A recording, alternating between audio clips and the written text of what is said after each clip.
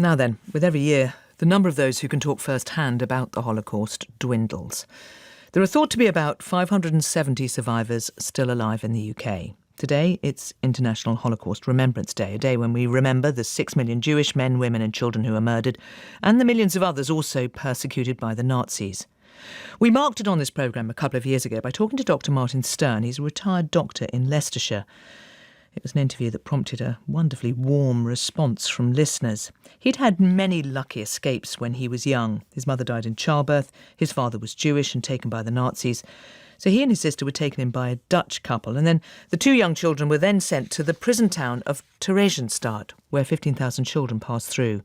Few survived. Martin and his sister, they were lucky, and after the war he moved to the UK. Now, here's a clip from our interview a couple of years ago. I was sent to a transit camp in the Netherlands, so it was a prison camp. It was very much the sort of thing British people normally imagine a concentration camp to be like. Black creosoted wooden huts, bare sandy soil and a high barbed wire fence with watchtowers. And the first thing I remember being told is, don't go anywhere near that barbed wire fence. Those soldiers in those watchtowers have guns. They will shoot you dead. So I spent some months there, very much supported by the other boys I was with in part of a hut, partitioned off for that. Wonderful little boys. Every week a train of goods trucks and cattle trucks stuffed full of prisoners, and I stood there watching this happening. And I watched the people who were stuffing them in. There were a few railwaymen, not that different from the railwaymen who check my tickets these days, except they were thin. And there were a few soldiers, not many, but they had holsters on their hips with pistols inside. But I could see their faces, perfectly ordinary faces like you see every day on the street. And I think even at the age of 5, I was standing there wondering how such an ordinary bunch of men could do that. In recent years, Dr. Stern has gone into many schools talking about his story. And when I caught up with him again this morning, I asked if he ever got bored of having to retell it time and time again. I do actually get rather tired of talking about myself all the time, but it's a vital part of the education because storytelling engages the mind. Statistics does not do that in the same way. The important thing is to move on from the story to get children and adults, for that matter, to understand more about the wider implications. Do you find that when you're telling people they can't relate to it, it sounds just so alien to our way of life? Well, they're right. No matter how much any of us survivors explains, nobody in the audience can really understand it properly. It is beyond explanation. You know, I sometimes say there are two sorts of people in the world. There are those to whom you can't explain and those to whom you don't need to explain. And the latter usually are people who have had similar experiences. But nevertheless, it is important to educate humanity because mass killing, genocide, and other mass horrors are older than history. They have existed as long as humanity has existed. Contrary to most people's belief, they're getting less severe. It's argued about, but I agree with that conclusion. But look at the news, listen to the BBC. There are horrors happening right now. And there is a very important task which starts with knowing what happened in the past.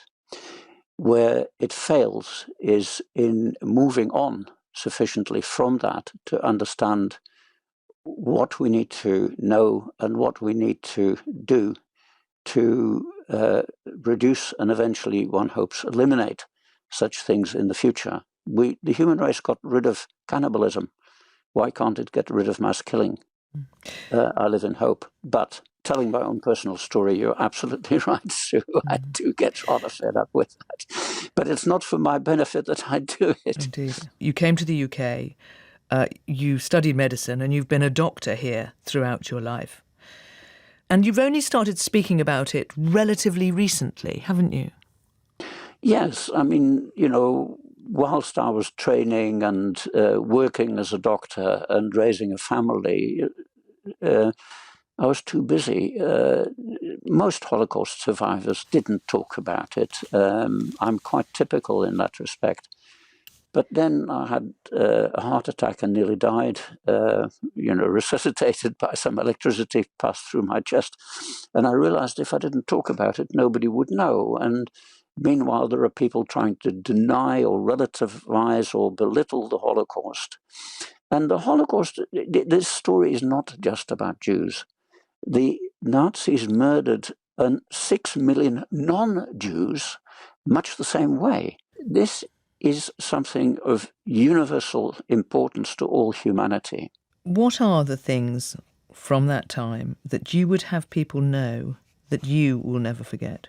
How ordinary citizens allowed themselves to become part of a horrific, huge catastrophe in human history. Ordinary men, ordinary women.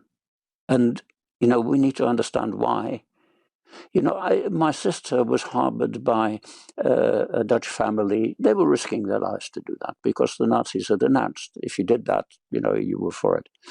But, a few hundred yards down the road was another Dutch family and they were Nazis. And even as a child, it puzzled me. Why did one family risk their lives to save a Jewish baby? And why did another family nearby support the Nazis? We still need to understand that better.